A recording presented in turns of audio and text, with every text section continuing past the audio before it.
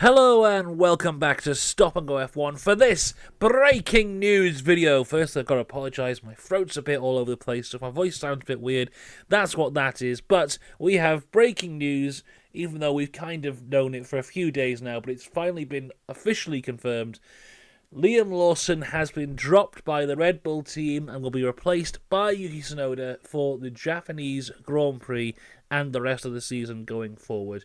We'll get into all of it in just a little bit. Firstly, remember to like and subscribe, and a huge shout out to the members: Dakota, the Joyce James, Ryan Myers, Cinnamon Strudel, Michael Johnson, F, and the newest member on the Patreon, Edam on Sandwiches. Right, if you want to become a member, link in the description. So, the news has come out officially now that it will be Yuki Tsunoda partnering Max Verstappen for the rest of the season, unless he also gets dropped. We shall see. Christian Horner's got a quote here saying, "It's been difficult to see Liam struggle with the RB21 at the first two races, and as a result, we have collectively taken the decision to make an early switch. We came into the 2025 season with two ambitions, to retain the World Drivers' Championship and reclaim the World Constructors, and it is purely a sporting decision. We acknowledge there's a lot of work to be done with the RB21, and Yuki's experience will prove highly beneficial in helping develop the current car. We welcome him to the team and are looking forward to seeing him behind the wheel of the RB21. We have a duty of care to protect and develop Liam, and together we will see that after such a difficult start. It makes sense to act quickly so Liam can gain experience as he continues in his F1 career with Visa Cash App Racing Bulls, an environment and a team that he knows well." Right. Oh God, let's get into all of this, because the thing is, this is an incredibly harsh decision. I did see rumours floating around yesterday that the reason it could be so rushed is that Honda have offered £10 million to have Yuki Tsunoda in the car, especially for the Japanese Grand Prix, a Japanese driver in the top Red Bull car for the Japanese Grand Prix. If that is true or not, I am not too sure, but it would make sense from that point of view. The thing is, though, it's the car. We know that now. You know, I put out a short the other day, and it was from the driver ratings video. It was like, if you don't realise by now, it's an incredibly difficult car to drive. You know, how many people do you have to go through before we just admit that, oh, it's probably the car's fault? And I mean, the thing is, with Liam, this must be devastating for him, because the thing is, you could have made this decision a few months ago. You were in this exact same position. You had Liam Lawson, who had 11 F1 races to his name. Not even 11 in a row. Some dropped in 2023, some dropped in 2024, and you went, okay, he's got 11 races, he's highly unexperienced, but we're going to give him a shot. You gave him a shot for 2 races, and now you've gone, nah, not good enough. You know, none of this makes any sense to me, because Yuki hasn't really changed. Yuki hasn't got any better. In these last 2 races, I haven't looked at Yuki Tsunoda and gone, wow, he's improved massively. He's been very good, but he's always been quite good. You know, this time last year, he was about this good. So, there's no real change for me in what Yuki Tsunoda has done. And the thing is now, let's put Yuki in the car for Japan. What if Yuki doesn't perform? What if he's the same as Lawson? What if he's out in Q1 and scoring no points? What do we do then? Do we give Hadjar a go? Do we go, hey, Arvid Lindblad, here you go, your first ever seat in Formula 1 is the Red Bull second driver's seat?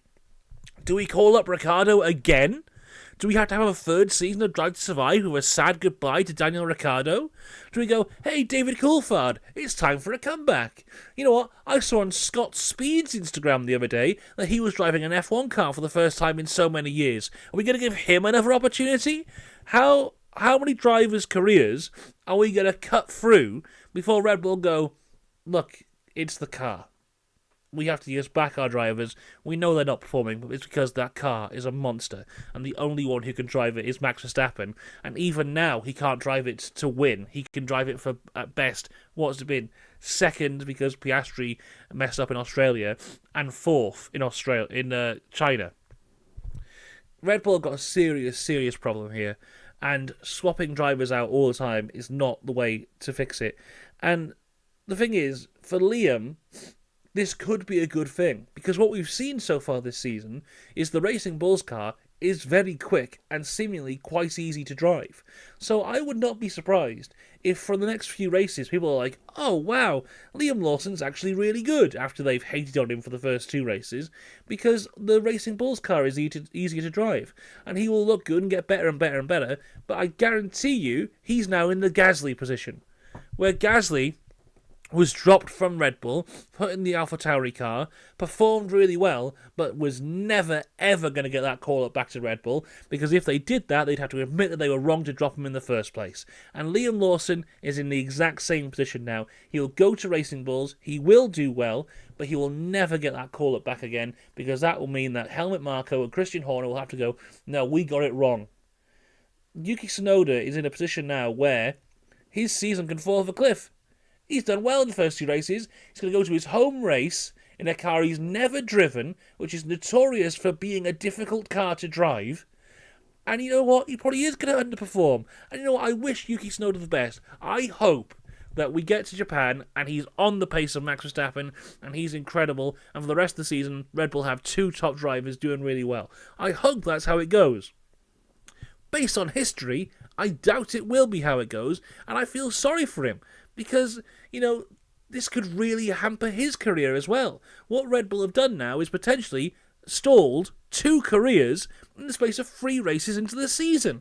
It is utter madness because this whole thing is going to exemplify the point that I've been saying for ages now, that the Red Bull is a difficult car to drive, the Racing Bull is an easy car to drive. If we go to Japan and all of a sudden Liam Lawson's in Q3, what does everyone say then? What do we do? Where's the strategy here? What are we doing? Thankfully, he won't score points because the Racing Bull strategy team are dreadful and they will screw him over massively at every turn. I've just got some stats here about Lawson and Tsunoda because honestly, I think they're about equal on in terms of driver performance. The one that people show all the time is their qualifying head-to-head, which admittedly is incredibly one-sided. In their 11 races together, Lawson outqualified Tsunoda once. Tsunoda outqualified Lawson 10 times. But you get no points for qualifying. You get points for races. And in the race head-to-head, it was Lawson 6, Tsunoda 5. Over the course of 2023, in their time together, Lawson scored 2 points, Tsunoda scored none. In 2024, it does turn around. Lawson scored 4 points, Tsunoda scored 8. So you could say, okay, well, Tsunoda was a bit better in 2024. But here's the thing. In 2024, Yuki Tsunoda was in his 4th season of Formula 1. He'd had nearly 90 races in Formula 1. Liam Lawson, as of right now, has competed in 3 seasons of Formula 1 and only done 13 races. There is a massive depth of experience between the two of them. And Lawson was pretty much on a point with Tsunoda. I want to clarify how this really looks. So I looked at Yuki Tsunoda's first 11 races. When he was in the AlphaTauri, his first 11 races were against an experienced driver in Pierre Gasly, who I think was about 5 seasons into Formula 1 at the time. So it's a pretty good comparison. You know, Liam Lawson went up against Yuki Tsunoda. Yuki Tsunoda was 4 seasons into Formula 1. Liam Lawson was a rookie. Yuki Tsunoda was a rookie in Formula 1, going against Pierre Gasly, who had 5 seasons in Formula 1. Now, you will remember, the qualifying head-to-head for Lawson and Tsunoda was 1 to Lawson, 10 to Yuki. The qualifying head-to-head for Yuki Tsunoda and Pierre Gasly was 0 to Yuki Tsunoda, 11 to Pierre Gasly. The race head-to-head for Lawson's first 11 races, 6 to Lawson, 5 to Tsunoda. The race head-to-head for Yuki's first 11 races, 3 to Tsunoda, 8 to Pierre Gasly. And the points. So, what was it? So it was first 11 races, 6 points to Liam Lawson, 8 points to Tsunoda. Points head-to-head for Yuki's first 11 races, 18 points to Yuki Tsunoda, 50 to Pierre Gasly. So it's like, we are judging this man's entire career on the first 11 races. If we're doing that, Yuki Tsunoda would not be here anymore.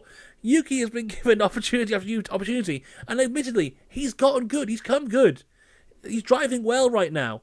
I don't think he's driving well enough to get anything out of the Red Bull, because it's seemingly, to get anything out of the Red Bull, you have to be one of the greatest drivers of all time.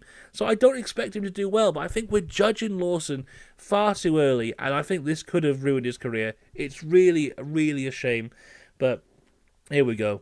We will see at the Japanese Grand Prix. I feel sorry for both of these lads, because I think they're both in dreadful, dreadful situations, and it's just a question of how many more careers does Red Bull have to ruin before something fundamentally changes in that team, because it's not a good look at all. There you go. I've got nothing else to say about this. That's all. All right, we're done. We're done. We'll be back later on this week. There's any more news on this, of course, and in 2 weeks' time for all things Japanese Grand Prix. I will see you then. Until next time, have a good one. Goodbye.